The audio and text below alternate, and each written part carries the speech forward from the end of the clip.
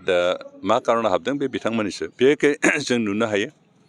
जाय सुबुंफ्रा मोनसे पार्टिनिफ्राय मोनसे पार्टि बारस्लायो बिथांमोना सुबिदाबादि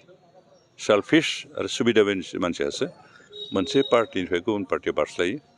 जायहा पार्टिनि प्रिन्सिपलखौ बुजियो ससाइटिखौ डेभेलप खालामनायनि नोजोरजों खामानि मावो जायहा रायजो राजानि प्रति मोजां साननाय दं बेबायदि मानसिया खुनुदिन पार्टि सोलाया आरो बेनिखायनो जायफ्रा सोलायदों बे बिथांमोननि बेक्तिगत बाथ्रा बेखौ जों जेबो बुंनो थाङा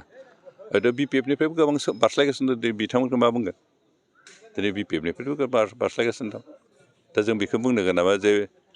माबानि थाखाय मा बुंगोन BJP-नि थाखाय जोंनि बारस्लायदों होननानै जों बेखौ बुंनो हाया जे बेक्तिगत बेखौ पार्टि सालायनाय बे UPP-निफ्राय बहाबा बारस्लायनायानो जा BJP-निफ्राय UPP-आव बारस्लायनायानो जा बा BPF-नि गुबुन पार्टियाव बारस्लायनायानो जा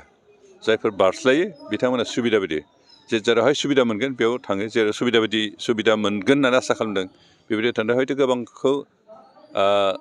बिथाङा थाखा फैसा होनानै लब दिन्थिनानैबो बायनोबो हागौ